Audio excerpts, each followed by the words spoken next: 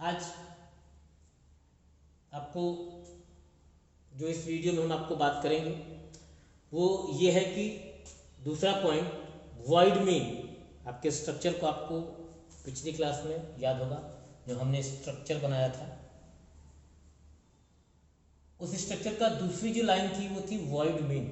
तो आज हम इस लाइन के बारे में डिस्कस करेंगे कि वॉइड मेन आखिर क्या होता है और क्यों होता है।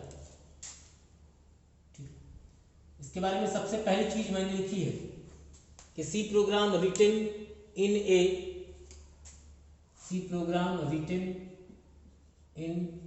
ए ब्लॉक। सी का प्रोग्राम लिखने के लिए आपको एक ब्लॉक की जरूरत होती है। To start a block start करने के लिए वी नीड कह सकते हैं यूजर मतलब जो प्रोग्राम लिखता है, user need to define a function. यानी अगर हमें ब्लॉक स्टार्ट करना है, ब्लॉक मतलब ये, अगर हमको इसको स्टार्ट करना है तो हमको क्या करना पड़ेगा, फंक्शन को डिफाइन करना पड़ेगा। क्या करना पड़ेगा, फंक्शन को डिफाइन करना पड़ेगा। If we want to start then we need to define a function. हमें एक फंक्शन डिफाइन करना पड़ेगा।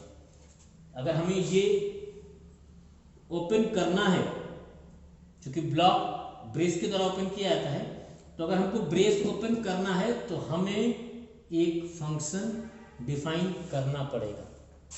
अब सोचिए कि एक फंक्शन हम डिफाइन करें, हमने बना लीजिए, मान लीजिए हम ग्लोबल फंक्शन अगर बना रहे हैं तो हमने DGPIT के नाम से फंक्शन डिफाइन कर दिया। किसी का इंस्टीट्यूट किसी और नाम से तो वो डिफाइन करेगा। कोई घर पे है, जैसे मान लीजिए अमित सर है तो अमित के नाम से फंक्शन डिफाइन करेंगे। अजय सर हैं तो अजय के नाम से फंक्शन डिफाइन करेंगे। राजेंद्र सर हैं तो राजेंद्र के नाम से फंक्शन डिफाइन करेंगे। तो आखिर कंपाइलर को कैसे पता चलेगा कि कहां से स्टार्ट करना है? इसलिए एक कॉमन फंक्शन बनाया गया, एक फिक्स्ड फंक्शन बनाया गया जिसका नाम दिया गया मेन। ठीक है, तो इसके बारे में हम कह सकते हैं दूसरी चीज, main is a fixed function. Main is a fixed function of C language. Main क्या है, सी लैंग्वेज का फिक्स्ड फंक्शन है। यानी आपको ब्लॉक स्टार्ट करना है तो उसके लिए आपको फंक्शन डिफाइन करना है, और वो जो फंक्शन आप डिफाइन करेंगे वो मेन होगा, सिर्फ मेन होगा, इसके अलावा कोई दूसरा नहीं होगा, सिर्फ मेन ही होगा। क्यों मेन होगा? Main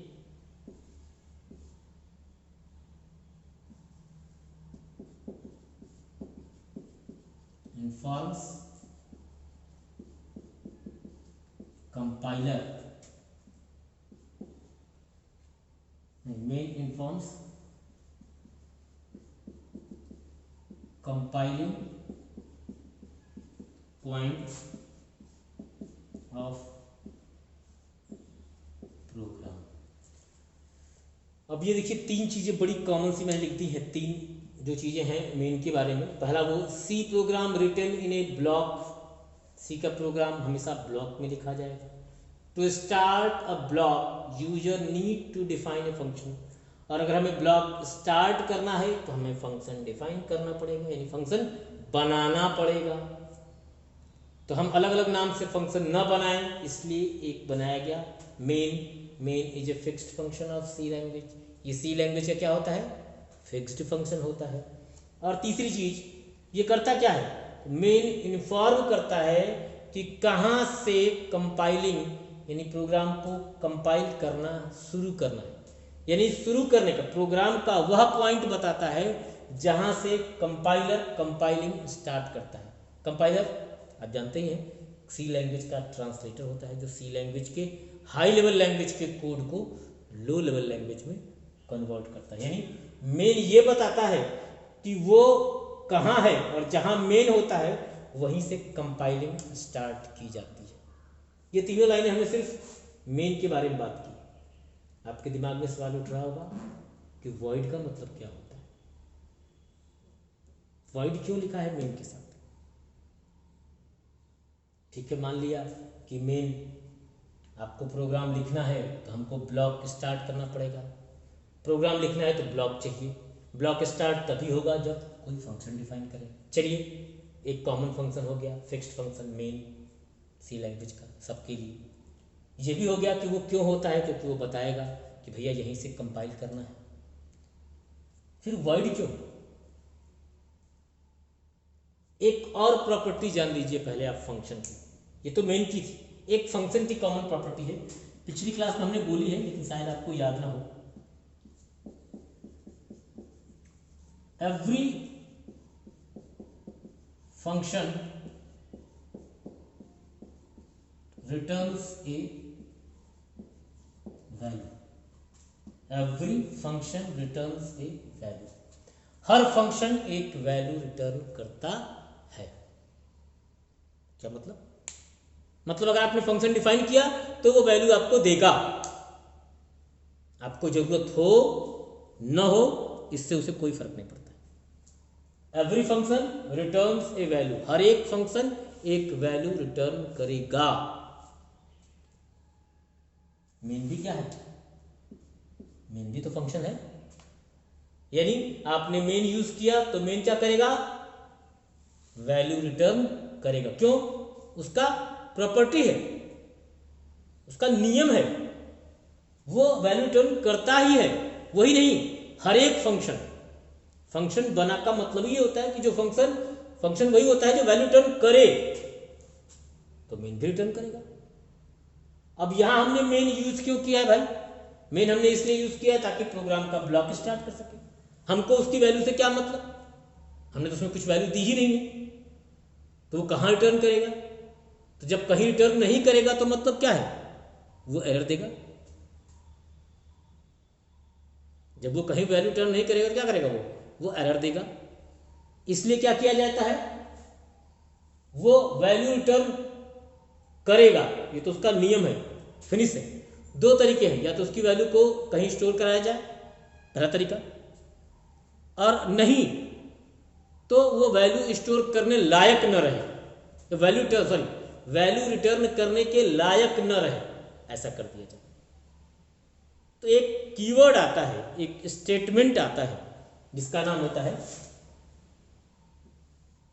void. इसका मतलब होता है खाली। वॉइड का मतलब होता है खाली। ये अपने आगे जो भी लिखा रहेगा, इसके आगे जो भी लिखा रहेगा, इसके साथ वॉइड के साथ, उसको ये खाली कर देगा। तो यहां वॉइड के साथ मेन लिखा है, मतलब मेन को क्या करेगा? खाली कर देगा। अब जब मेन को खाली कर देगा तो क्या होगा? जब मेन के पास कुछ रहेगा ही नहीं तो वो रिटर्न क्या करेगा? बात समझ रहे हैं भाई? फंक्शन की एक प्रॉपर्टी है कि फंक्शन वैल्यू रिटर्न करता है, करेगा, लेकिन उसके पास कुछ रहेगा तब तो वो रिटर्न करेगा। उसके पास कुछ रहेगा तो रिटर्न कहां से करेगा? इसलिए क्या करते हैं? इसलिए void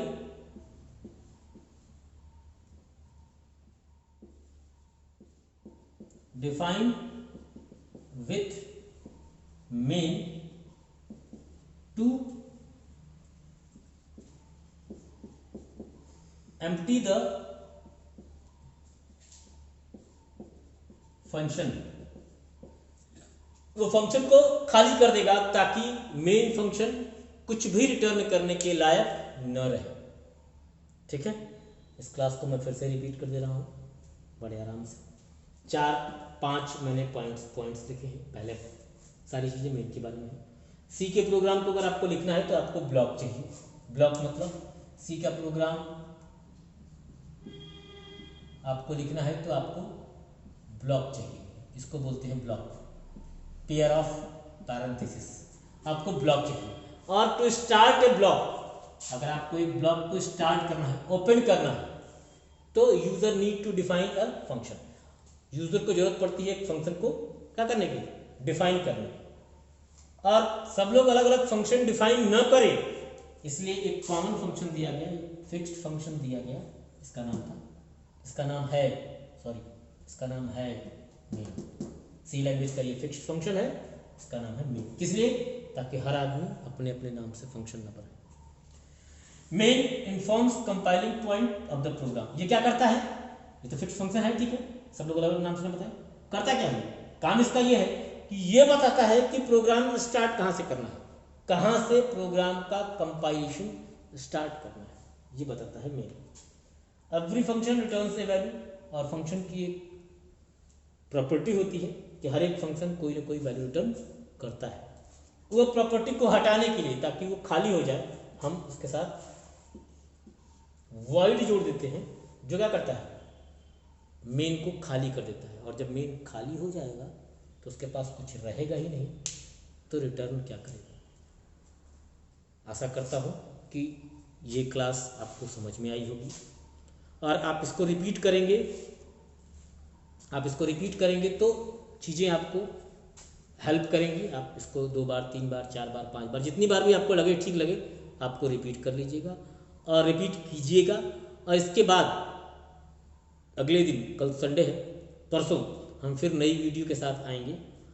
और ये ध्यान रखिएगा कि इसमें से जो भी चीज़ें आपको प्रॉब्लम है, जो समस्याएं हैं, उन्हें आप हमारे व्हाट्सएप पर डायरेक्ट मैसेज करके आप बता सकते हैं कि कहाँ कौन सी चीज़ आपको समझ में नहीं आएगी।